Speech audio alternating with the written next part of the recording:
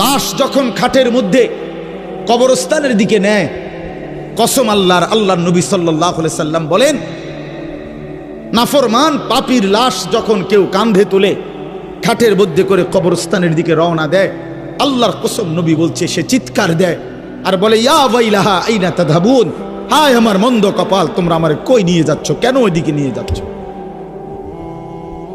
রাসূলুল্লাহ সাল্লাল্লাহু আলাইহি ওয়াসাল্লাম বলেন, ওই নাফরমানের চিৎকার আল্লাহর সমস্ত মাখলুকাত, শুধু মানুষ এবং জিন ব্যতীত বাকিরা সবাই শুনতে পায়। ওয়ালাউ সামিআল ইনসানু লাসাইকা, নবীজি বলেন মানুষ যদি একবার শুনতো, সাথে সাথে সমস্ত মানুষ চিৎকার দিয়ে বেহুশ হয়ে পড়ে থাকত। ওরে ভাইয়া, কবরের আযাব না, শুধু ওই খাটিয়াটা নিচ্ছে একমাত্র কবরস্থান, এই সময়ের চিৎকার।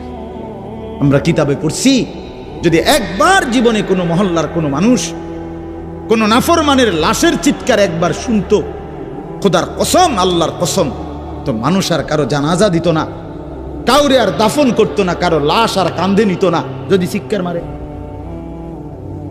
কথা বুঝেন নাই?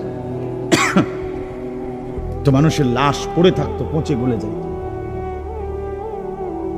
আল্লাহ তাআলা দয়া করছেন আমাদের উপর, দয়া করেছেন আল্লাহ তাআলা, দয়া করেছেন আমাদেরকে।